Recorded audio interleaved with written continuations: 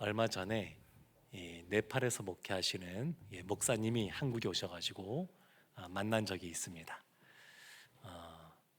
국적은 한국 국적입니다. 네팔 노동자로서 한국에 왔다가 한국 국적을 취득했는데, 그런데 교회는 네팔에 가서 개척해서 네팔에서 하고 있습니다. 한국 사람인데 네팔계 한국 사람이죠. 그런데 네팔에서 이렇게 목회하고 있는 분을 만났습니다.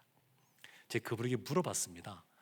목사님, 좀 조용하게 요즘에 기도하고 싶을 때 어디서 기도하세요? 제가 여쭤봤다니까 히말라야에 올라가서 기도합니다. 그러시는 거예요. 그 교회가 있는 곳이 포카라라고, 그 히말라야 산맥이 많이 있는 그 안나푸르나, 그곳이 잘 보이는 그런 곳에서 목회하고 있습니다.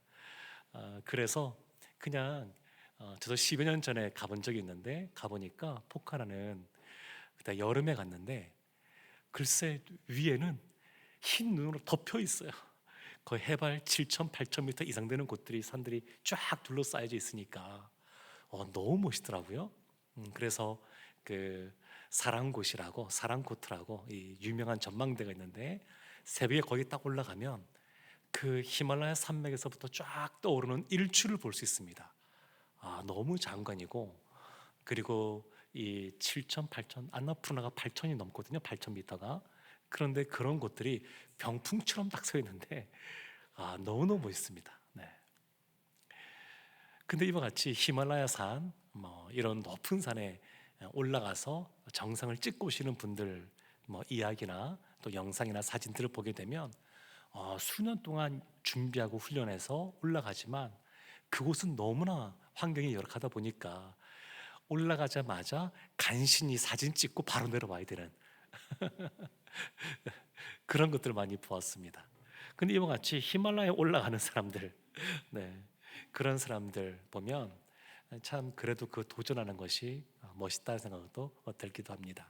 제가 군에 있을 때 몇 달 속초에서 근무한 적이 있습니다. 근데 속초 보면 그 설악산 거기에 울산바위 있지 않습니까? 울산바위 바로 밑에 있는 부대에서 몇 달을 근무했었습니다. 그래서 아침에 나면 울산바위가 쫙 펼쳐져 있어요. 그런데 이것과 비교하실 수 없을 만큼 히말라야는 그만큼 아름다운 곳이었던 기억이 있습니다. 근데 이와 같이 산에서 기도하는 사람들도 있는데, 오늘 본문은 성전에 올라가는 사람들, 성산에 올라가서 기도하는 사람들이 나옵니다. 시편 120편부터 지금 계속해서 성전에 올라가는 노래가 나오는데, 지난주에 보았던 121편은 이제 성전을 향하여 올라가는 사람을 향하여 나의 도움이 어디서 올꼬? 라고 이 시인이 말하면서 스스로 나의 도움은 천지를 지으신 여호와 하나님께로부터다, 이렇게 말을 하게 되고, 그리고 그를 떠나보내는 부모로서 또 제사장으로서 그를 떠나보내면서 축복의 말씀, 하나님이 너를 지켜주신다는 축복의 말씀이 121편에 나왔다 그러면, 이제 122편은 그 성전에 올라가는 사람이 그 성전이 있는 예루살렘에 도착하는 이야기, 도착해서 그가 그곳에서 무엇을 하는지에 대한 기록이, 그 내용이 담겨져 있습니다. 그래서 122편 1절 말씀, 이제 성산에 올라가는 것부터 시작하는데, 우리 1절 말씀 함께 합독하겠습니다. 사람이 내게 말하기를 여호와의 집에 올라가자 할 때에 내가 기뻐하였도다. 사람들이 말합니다. 지금 122편은 그 위에 보면 다윗이 지은 시라고 말하는데, 사람들이 다윗에게 말했겠죠. 우리가 올라가자, 여호와의 집에 올라가자, 하나님의 집, 이 성전이 있는 곳으로, 성막이 있는 곳으로 올라가자. 그들이 그렇게 이야기합니다. 아마 절기 때 이와 같이 유대인 남성들이 올라갔었으니까 그와 같은 때가 아닐까 싶습니다. 우리가 올라가자. 근데 이 말을 듣고 시인이 어떻게 하냐면 내가 기뻐하였도다, 내가 기뻐하였다, 사람들이 함께 갑시다 라고 말할 때 그 말을 듣고 이 다윗이 기뻐했습니다. 기뻐했습니다. 얼마 전에 우리 교회 등록하신 그 한 분이 있는데, 그분이 그런 말씀하시는 거예요. 그분은 교회를 처음 나오신 분이시거든요. 그러니까 우리 교회 요즘에 등록하신 분들 중에서 오랫동안 신앙을 멈추었던 분들이 오시는 경우도 많고, 처음으로 교회 나오시는 분들도 있는데 그분은 교회 처음 나오신 분이었어요. 아주 어렸을 때 잠깐 주일학교 잠깐 다녔다가 하고 처음 나오신 분이신데, 그분이 그러시는 거예요. 제가 어떻게 오셨어요? 했더니까 이사를 오면서 집 옆에 교회가 있어서 한번 오고 싶은 마음에서 왔는데 용기를 내서 왔다는 거예요. 왜냐하면 자기가 지금까지 어렸을 때 잠깐 다니고 그 이후로 누가 나에게 교회 가져가 말한 사람이 없는데 여기 와서도 누가 권면한 사람이 아무도 없었다. 그래서 혼자 발걸음을 떼기까지 굉장히 쉽진 않았다. 용기를 내서 왔다. 그런 말씀을 하시는 거예요. 그래서 오늘날에도 여전히 많은 사람들이 기독교에 대해서 배척하는 분위기가 있지만 여전히 그 복음을 듣고자 마음을 열고 있는 사람들이 있습니다. 그들은 함께 가자 이런 말을 듣고 싶은 거죠. 그런 말을 듣지 못하고 스스로 나왔던 얘기 듣고 나서 제가 두 가지를 말씀드렸는데, 첫째, 잘하셨다 말씀드렸고, 또 하나, 미안하다 그랬습니다. 우리 교회 주변에 사시는 분인데 그냥 가자고 권면 한번 해볼 수 있는데 그걸 하지 못한 것에 대해서 미안한 마음도 동시에 들었습니다. 지금 이 예배의 자리에 나아가자라고 사람들이 말할 때 다윗이 기뻐하였습니다. 기뻐했어요. 이 다윗은 예배 가운데 기뻐하는 삶을 살았던 한 사람 아니겠습니까? 대표적인 것이 그 다윗성에 언약궤가 들어올 때 그가 그 언약궤를 보면서 춤을 추지 않습니까? 그래서 우리도 노래 중에, 찬양 중에 다윗처럼 춤을 추면서 전심으로 주를 즐거워하라 뭐 이런 찬양이 되는데, 그의 아내가 이해하지 못할 정도로 이 다윗은 하나님 앞에서 본인이 왕임에도 불구하고 그냥 기뻐하면서 나갔습니다. 기뻐하면서. 저도 늘 마음속에 약간 이 갈망이 있는데, 제가 그와 같이 다윗처럼 춤을 추면서 예배 드린다 그러면 우리 성도들이 놀라실까 봐 제가 지금 참고 있는 중인데 네. 사실은 마음은 있습니다. 마음은 있는데 네. 언젠간 그런 날이 오겠죠. 네. 믿지 못하실 수도 있지만 네. 제가 대학생 때 있었던 선교 단체에 있을 때, 그때 대학생들이 진짜 뜨겁게 이렇게 하나님 앞에 춤추며 나갔는데 그때 그걸 주도했던 사람이 접니다. 네. 하여튼간에 이와 같이 기뻐하는 겁니다. 이런 말이 있습니다. 세상에서 가장 무서운 것은 익숙해지는 것이다. 한 소설에서 등장하는 말인데, 세상에서 가장 무서운 건 익숙해지는 것이다. 그래서 참 마음이 이제 어렵고 힘들 때 옆에 있는 그 한 남자가 그 여자에게 이렇게 말하는 거예요. 사랑합니다. 그 말에 이 여인이 마음이 뛰기 시작하고, 그리고 어렵고 힘들었는데 그 마음에 위로를 얻고 평안을 누리고 기쁨이 찾아오고. 근데 세월이 지났습니다. 똑같은 사람이 똑같은 말을 합니다. 사랑합니다. 그런데 이 여인의 마음에 아무런 감동이 없습니다. 그래서 이 여인이 깨달은 것이죠. 익숙해지는 것이 무서운 거구나. 익숙해지면 사람이 무뎌지기 쉽습니다. 그러면 이 예배 가운데도 그렇죠. 처음에 예수를 만났을 때 저는 이제 새가족도 만나고, 그리고 세례식 하기 전에도 이렇게 문답도 하고, 또 성도들 이렇게 저렇게 만나고, 그러고 보면 이 참 다양한 분들이 있잖아요. 그러면 여전히 지금도 우리 교회 안에 예수 그리스도를 처음 만나고 그 벅찬 가슴 가지고 뛰면서 하나님 앞에 나오시는 성도들이 있습니다. 그냥 예수님 생각하면 그냥 눈에서 눈물이 흐르고 그냥 예배 시간에 나오는 것만으로도 그 벅찬 가슴 가지고 어찌할 수 없는 그런 성도들이 계십니다. 여전히 계셔요, 그런 분들이. 그런데 우리가 교회에 나와서 예배에 나올 때, 또 이 금요기도 나올 때 어떤 마음으로 나오셨습니까? 어떤 기대감을 갖고 나오셨습니까? 그러니까 예배가 너무 익숙해지면 주일날 되면 성수하는 것이 당연한 것이지 이렇게 생각하고 그냥 하나의 문화처럼 그 예배가 자리를 잡으면 굉장히 너무나 안타까운 것이라 할 수 있죠. 그래서 무서운 겁니다. 이 시인은 기뻐하고 있습니다. 기뻐하고 있어요. 그래서 예배 가운데 나올 때 우리 가운데 이런 마음이 있기를 늘 갈망하기를 원합니다. 하나님, 이 시인이 하나님 앞에 예배하러 나갈 때 그 가운데 기쁨이 있었는데 저도 늘 주님이 주시는 기쁨의 감격 속에 살아가게 해주십시오. 우리가 하나님 앞에 찬양할 때 새 노래로 찬양하라고 말하지 않습니까? 그 새 노래가 뭐 새로 작곡된 노래 이런 의미가 아니고 그 새롭게 깨닫게 된 하나님을 경험하게 된 그런 감격 속에서 하나님을 찬양하는 것, 그것이 새 노래입니다. 그러니까 하나님은 우리가 늘 예배에 대한 감격 속에 늘 기쁨으로 하나님 앞에 나아가기를 원하십니다. 그래서 2절 말씀에 이렇게 시인이 고백하는 겁니다. 우리 2절 말씀 함께 합독 하겠습니다. 예루살렘아, 우리 발이 내 성문 안에 섰도다. 그래서 예루살렘아, 성전이 있는 곳이죠. 우리 발이 내 성문 안에 섰도다. 이 표현 자체가 아주 감격과 그 감동이 이 안에 담겨 있는 겁니다. 우리가 드디어 성전으로 오기까지 여러 가지 산들을 향하여 넘어오면서 어려움도 있을 것으로 예상이 되었고, 그 모든 과정 속에 하나님이 지켜주고 보호해 주셔서 성전까지 온전하게 오게 되었는데, 그 성전에 들어오면서 그 발을 그 문 안에 들어서면서 감격이 있는 것이죠. 내 성문 안에 우리 발이 섰도다. 감격이 있습니다. 감격이. 그러면서 이와 같이 기쁨과 감격 속에 하나님 앞에 나와왔는데, 그럼 하나님 앞에 나와서 기쁨으로 성전에 올라와서 무엇을 하는가? 오늘 시편, 오늘 본문의 말씀에서 크게 두 가지를 말하고 있습니다.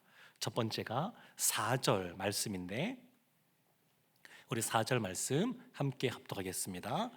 지파들 곧 여호와의 지파들이 여호와의 이름에 감사하려고 이스라엘의 전례대로 그리로 올라가는 도다. 아멘. 지파들, 이스라엘 12지파 있지 않습니까? 예, 12지파인데 그 12지파를 곧 여호와의 지파들이라고 말합니다. 그 12지파니까 이렇게 어찌 보면 야곱으로부터 또 그 위에 아브라함부터 시작된 걸 볼 수 있지만, 이 표현 보면 지파들 이랬으니까 12아들, 12지파, 그들의 조상 그러면 각각 뭐 르우벤부터 시작하여서 뭐 유다 이렇게 쭉 나겠죠. 그렇지만 그들이 다 여호와의 지파들이다, 하나님의 그러한 지파들이다, 그것을 말하면서 무엇을 말하냐면 이스라엘의 전례대로 그리로 올라가는 도다. 이스라엘의 전례, 그들의 절기, 3대 절기 때 유대인 남성들은 성전으로 올라갈 것을 하나님께서 명령하셨기 때문에 그 전례대로 올라가는 겁니다.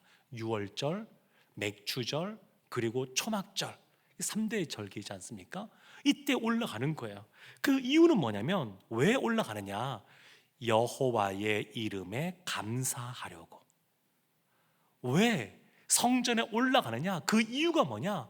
여호와의 이름에 감사하려고. 6월절이라고 하는 것은 이스라엘이 애굽에서 나오게 된 이후에 그것을 기억하라고, 그것을 하나님이 절기를 지키라고 말씀하셨습니다. 6월절은 하나님의 구원에 대한 감사하는 그러한 날입니다. 그러면 맥추절, 이거는 보리를 수확하는 때죠. 그 다음에 초막절, 이때는 오늘날 우리라면 추석 같은 때니까, 이때는 무엇이냐? 그들의 삶 속에서 필요한 것들을 하나님이 공급해 주심으로 그것들을 수확하고 또 결실하게 되는 그러한 시기. 그래서 그것 때문에 감사하는 겁니다. 하나님의 구원에 대해서 감사하고, 하나님의 공급하시고 결실케 하신 것에서 감사하는 것, 그것이 절기해야 되는 것이다 라고 말하고 있습니다. 사랑하는 성도 여러분, 우리가 이 시간 금요일 날 기도회로도 모였고, 또 주일이 되면 또 예배로, 또 주일 성수니까 그걸 생각하면서 모이게 되는데, 그 이유가 뭐냐? 우리도 마찬가지입니다. 예수 그리스도께서 십자가에서 돌아가심으로 우리의 죄의 문제를 해결해 주셨고, 그리고 부활하심으로 우리의 죽음의 문제를 해결해 주신 것에 대해서 감사하는 거죠. 감사하는 것. 예수님으로 말미암아 우리가 구원받은 백성이 되었다고 하는 것, 우리가 죄 용서함 받다고 하는 것, 이와 같은 감격들을 경험했던 적들이 있으실 텐데, 그것은 그때 한 번만 경험하고 끝나는 것이 아니라 에베소 교회에게 예수님 말씀하신 것처럼 그 감격 속에 그 첫사랑을 잃어버리지 않고 늘 그 감격으로 살아가라고 지금 말하고 있는 겁니다. 하나님 앞에 나온 사람들, 성전에 올라온 사람들, 그들이 해야 될 것 첫 번째가 뭐냐면 감사하는 겁니다. 감사하는 것. 이렇게 살아간다고 하는 것, 이와 같이 자유롭게 하나님 앞에 나올 수 있다고 하는 것, 이것이 늘 감격 속에 있어야 되는 것이죠. 저도 한번 돌이켜봤습니다. 말씀을 준비하면서 요즘 저는 어떤가부터 시작하여서 지난 삶 속에서 어땠는가 쭉 한번 생각해 보니까 그래도 참 많은 시기에 하나님 앞에 나오면서 기대함으로 예배 가운데 나오고, 예배 가운데 감격이 있고, 또 하나님이 주시는 그런 기쁨 가운데 그러한 삶들을 많이 살았던 것 같습니다. 근데 저에게 위기는 언제 찾아왔냐면 목회자의 길을 들어서면서 찾아온 것 같습니다. 저 거의 매일 교회에 있거든요. 그러니까 늘 예배를 준비하거든요.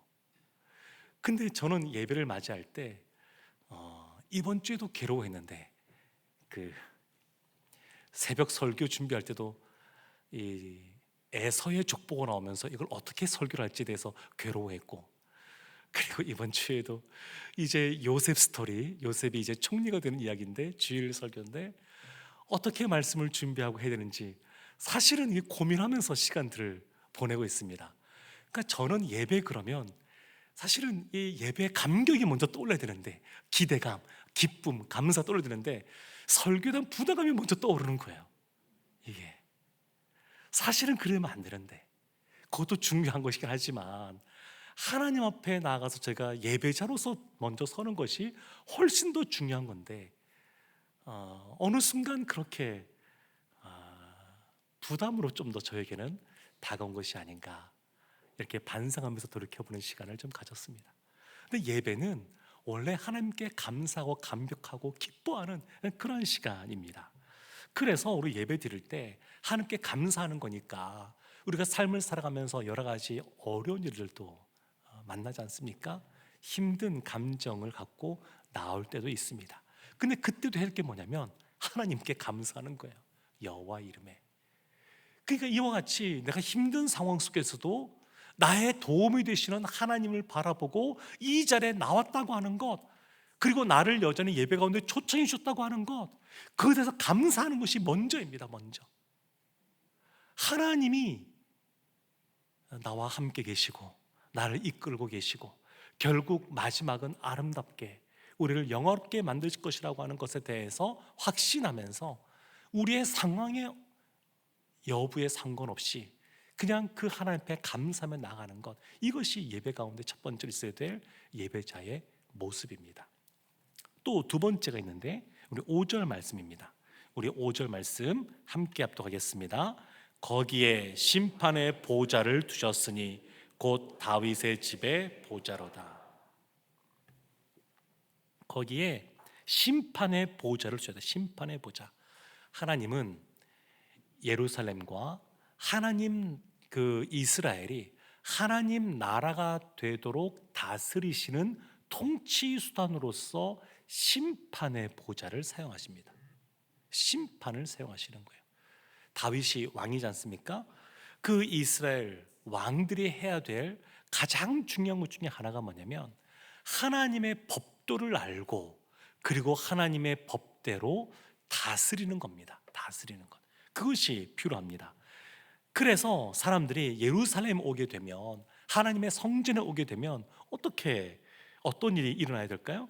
그것은 성전에 올라오면, 그래서 우리가 갖고 있는 자신의 계획, 자신의 뜻을 하나님 앞에 내려놓고 하나님의 뜻과 계획에 자신을 맞추는 겁니다.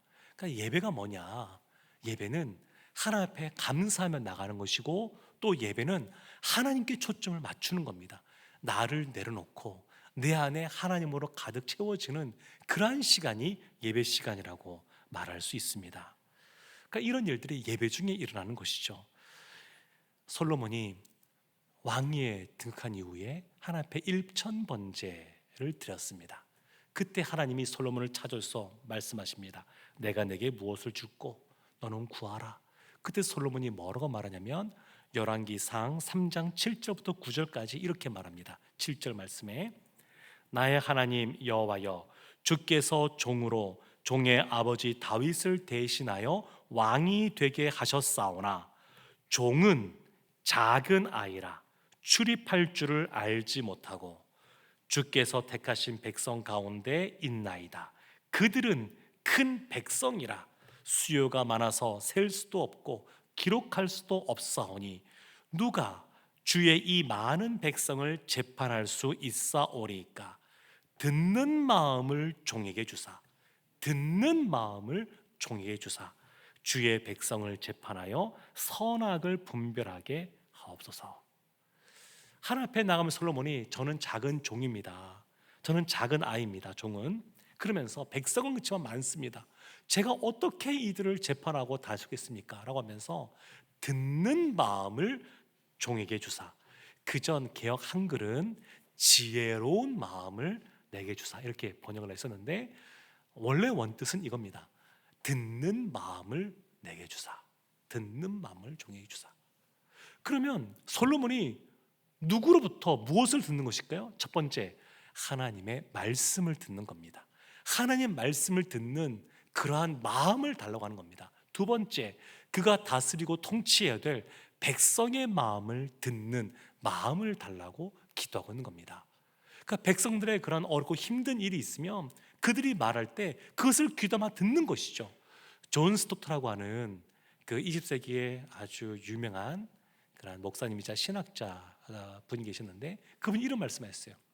왜 하나님이 사람에게 귀를 두 개 만드셨을까? 그것은 한 귀로는 하나님의 말씀을 듣고 다른 한 귀로는 다른 사람들의 말을 들으라고 주신 것이다. 그렇게 해석을 하셨어요. 그러니까 하나님의 말씀을 듣는 것과 동시에 다른 사람들의 말을 듣는 것도 필요합니다. 이것이 있어야 돼요. 그래야 심판의 보좌의 역할을 왕이 잘 감당할 수가 있습니다. 그 솔로몬이 하나님의 말씀을 듣고 백성들의 힘든 마음을 들을 수 있도록 나에게 듣는 마음을 주소서 그렇게 간구했었습니다. 사랑하는 성도 여러분, 예루살렘은 하나님의 계신 곳, 또 하나님의 공동체, 교회를 의미합니다. 성전이라고 말하고 있는데 그것은 꼭 교회를 의미합니다. 그러면 교회는 어떤 곳일까요? 3절 말씀에 이렇게 말하고 있습니다. 우리 3절 말씀 함께 합독하겠습니다. 예루살렘아, 너는 잘 짜여진 성읍과 같이 건설되었도다. 아멘. 너는 잘 짜여진 성읍, 잘 짜여진 성읍. 그래서 잘 짜여졌다라고 하는 이 단어가 이 성막을 짓는 데서도 나오는데 성막 지을 때 보게 되면 이 휘장들이 되게 크기 때문에 그것을 그냥 한 번에 다 만들 수가 없으니까 천들을 크게 만들긴 하지만 그것들을 엮습니다. 묶는데 그것을 놋 갈고리로 이렇게 아주 잘 이렇게 집어서 딱 잘 맞춰서 하라고 그런 기록들이 나와 있습니다. 그때 쓰진 단어가 잘 짜여진 이 단어입니다. 그러니까 교회는 어떤 곳이냐? 잘 짜여진 그러한 곳이에요. 교회 자체는 예수님이 머리 되시는 곳이고 그리고 주님의 몸된 교회이기 때문에 잘 짜여져서 디자인 되었습니다.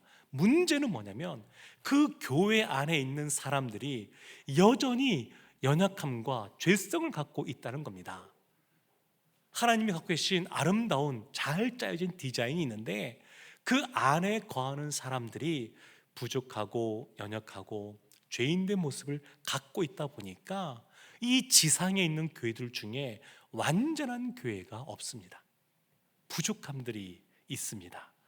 그래서 그와 같이 그러면 하나님이 처음에 애초에 디자인하신 잘 짜여진 교회이지만 여러 가지 부족한 모습이 있는 현재 현실의 지상 교회가 있는데 그러면 성도들이 예배 가운데 나와서 어떻게 해야 될까요? 교회는 원래는 하나님이 잘 짜여 놓았지만 부족함이 있습니다. 어떻게 될까요?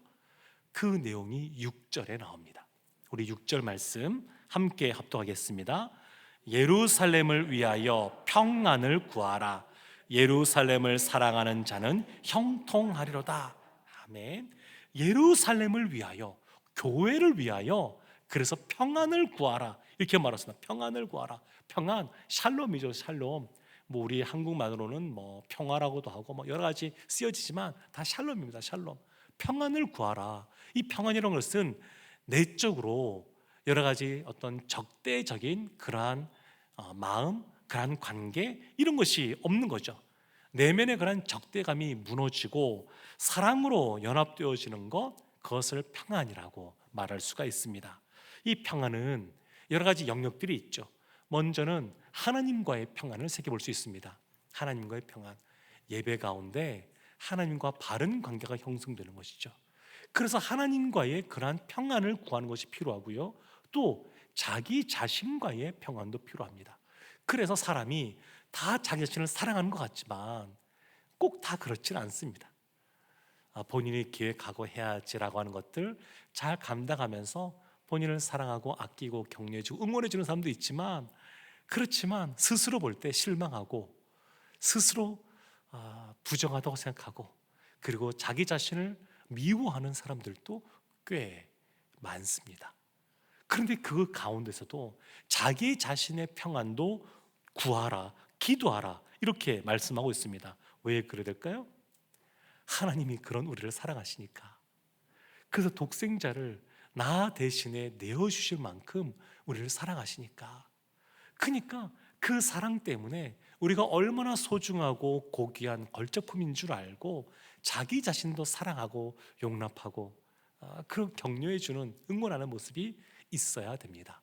그리고 더 나아가서 하나님과의 평안, 자기 자신과의 평안 다음에 다른 이들과의 평안, 그것이 필요하죠. 나와 너 사이에 그런 평안이 있어야 됩니다.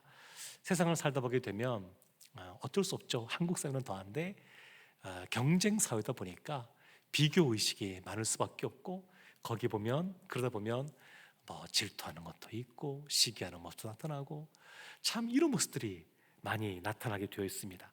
그런데 교회 공동체는 어떠해야 되느냐? 교회는 그런 것이 없습니다. 그래서는 안 됩니다. 교회는 평안해야 됩니다. 평안해야 됩니다. 우리가 예수 그리스도 안에서 서로 용납해주고 또 그들과 평화롭게 지내는 것이 필요합니다. 그래서 시인이 지금 말한 것이 뭐냐면 예루살렘을 위하여 평안을 구하라, 평안을 위해서 기도하라는 겁니다. 그겁니다. 예배의 자리에 나왔을 때에 주님 앞에 기쁨으로 나오고 그 안에 감사하고 자신의 생각을 하나님께 맞출 뿐만 아니라 더 나아가서 그 이후에 평안이 있기를 기도해야 됩니다. 기도해야 돼요. 그리고 6절 후반절 이렇게 나오죠. 예루살렘을 사랑하는 자는 형통하리로다. 예루살렘을 사랑하는 사람, 교회를 사랑하는 사람, 어떤 사람이 교회를 사랑하는 사람일까요? 어떤 사람이 주님의 몸된 교회를 사랑하는 사람일까요? 바로 위에 나와 있죠. 예루살렘을 위하여 평안을 구하는 사람, 교회를 위하여, 교회의 평안을 위해서 기도하는 사람이 예루살렘을 사랑하는 사람입니다. 교회를 사랑하는 사람은 기도하는 사람입니다. 그래서 제가 다 연장선상이 있는 거긴 한데, 이제 우리 중직자 이제 선거 아마 내년쯤에 하게 될 것 같은데, 그 기준 중에 하나, 아주 최소한 중에 하나, 적어도 기도의 자리에 나오시는 분들이 세워지지 되지 않겠습니까? 집사님이 되시고 권사님이 되실 분들인데 이 기도의 자리에 나오지 않고 어떻게 세워지겠습니까? 그러니까 기도하는 사람이 교회를 사랑하는 사람들이에요. 그러니까 무엇인가 많은 재능을 갖고 있고 뭔가 열심을 낸다 그래서 교회를 사랑하는 것이 아니고요, 중직자들은 특별히 더 교회를 사랑하는 사람들, 주님을 사랑하고 교회를 사랑하는 사람들이 중직자가 되어야 되는데, 그 사랑한다고 하는 것의 가장 기본은 뭐냐면 기도하는 겁니다. 기도하는 것. 교회, 우리 교회는 늘 평안해서 그런 것이 없습니다만 제가 이제 등록하시는 분들한테 이제 처음에는 물어보지 않고 시간이 좀 지나면 물어볼 때가 있어요. 다른 교회 다니시다가 오시는 분들 계시는데, 근데 많지는 않지만 물어봐요. 그럼 이제 그 전 교회에 있었던 어떤 어려움이나 이런 걸 얘기하실 때가 있습니다. 제가 뭐 이미 다 오셔서 등록을 했으니까 그 앞에서 뭐라고 얘기를 하진 않습니다만, 사실 교회에 만약에 어려움이 생긴다, 그럼 어떻게 해야 될까요? 기도해야 됩니다. 기도해야 돼요. 한국 교회에 이름 있는 분들 중에서 어떤 말씀들을 하시는 분들도 제가 종종 보게 되냐면, 교회에 어려움이 생기고 그래 보이면 좋은 교회를 찾아 떠나십시오, 이렇게 말씀하시는 분들이 계셔요. 전 동의할 수 없습니다. 성경 어디에 그런 부분이 나오는지 전 잘 모르겠습니다. 어려움이 생기면 기도하는 겁니다. 교회를 사랑하는 사람은 기도하는 사람입니다. 한국 교회에 여러 가지 문제들이 많죠. 부끄럽습니다. 그러면 한국 교회가 부끄럽다 그러면 어떻게 해야 될까요? 그냥 어쩔 수 없다 그러고 포기해야 될까요? 아니죠. 기도해야죠. 그러니까 교회를 사랑하는 사람들은 주님의 몸된 교회를 위해서 기도하는 사람들입니다. 그들이 평안이 있도록. 그럴 때에 그들 가운데 형통하리로다, 형통이 임한다고 말씀하고 있습니다. 요즘 주일날 요셉 이야기를 전하다 보니까 이 형통함이 아주 그냥 새로워지는데, 이 형통이라고 하는 것은 하나님이 함께 하심으로 형통하지만, 요셉의 삶 속에 하나님이 함께 하시면 형통한데 17살에 팔려가고, 그리고 종살이 하다가 억울하게 누면서 감옥에 갇히고, 그리고 뭔가 벗어날 기대를 갖지만 벗어나지 못하는, 그렇지만 성경은 분명하게 형통하다라고 말하고 있습니다. 그래서 우리가 하나님의 자녀로 우리가 이렇게 살아가는데, 우리의 삶 속에서 때로는 뭔가 일이 내 마음대로 풀어지지 않을지는 몰라도 우리가 확신해야 되는 것이 있습니다. 그게 뭐냐면, 하나님은 나와 함께 하시고 나는 이미 형통한 사람이다라고 하는 것을 믿으셔야 됩니다. 성경은 그걸 말하고 있습니다. 그리고 이번 주일날 드디어 요셉이 총리가 됩니다. 본인은 잘 몰랐지만 하여튼 하나님의 때가 참에 그가 총리가 되는 이야기가 나옵니다. 7절과 8절 말씀, 이런 말씀이 이어집니다. 내 성 안에는 평안이 있고 내 궁중에는 형통함이 있을지어다. 내가 내 형제와 친구를 위하여 이제 말하리니 내 가운데에 평안이 있을지어다. 평안을 위해서 기도해야 되는데 그 영역이 또 어디냐? 내 성 안에, 내 궁중에, 내 형제와 친구들을 위하여. 조금 더 확대한다 그러면 우리나라, 그리고 한반도, 그리고 지금 전쟁이 벌어지고 있는 우크라이나, 또 가자지구, 그리고 또 이란과 중동의 지역들, 그래서 기도해야 되죠. 우리가 지난번에 레바논에 긴급 구호 선교 헌금으로 재정을 보냈었습니다. 오늘 어떻게 진행되고 있는지 그 중간 보고를 기아대책기구 간사님이 저에게 찾아오셔서 해주셨어요. 그래서 이것이 어떻게 전달이 되었고 이게 쓰이고 있다고. 그런데 들어보니까 참 이렇게 필요한 사람은 너무너무 많고, 근데 지원하는 곳이나 금액들은 턱없이 부족한 그런 이야기를 들었습니다. 안타깝죠. 다 어떻게 해결해 줄 수가 없어요. 그러니까 너무너무 어려운 사람들이 지금 세계 곳곳에 너무너무 많은 것 같습니다. 근데 이런 것을 볼 때 그들 가운데 평강이 있기를 기도하라고 말하고 있습니다. 우리가 예배 가운데 나왔을 때, 하나님 앞에 나와왔을 때 그들을 위해서 평안하도록 기도하라고 말씀하고 있습니다. 평안을 맛보는 사람이 평안을 만드는 사람들이 됩니다. 예수 그리스도로 말미암아 화평케 되는 은혜를 누린 사람들이 피스메이커로서 역할을 감당합니다. 9절 말씀에 이렇게 마무리를 짓습니다. 우리 함께 합독하겠습니다. 여호와 우리의 하나님의 집을 위하여 내가 너를 위하여 복을 구하리로다. 아멘, 아멘. 그리고 하나님 나라, 그리고 주님의 몸된 교회를 위하여 평안을 구하는 우리를 위해서도 주님께서 기도해 주십니다. 사랑하는 성도 여러분, 주님 품 안에 거하여서 또 주님의 마음을 알고 또 주님 뜻 가운데 평안을 구하여 하나님이 함께 계시는 형통함을 누리는 우리 모두가 되기를 주님의 이름으로 축원합니다. 아멘. 우리 이 시간 주 품에 품으소서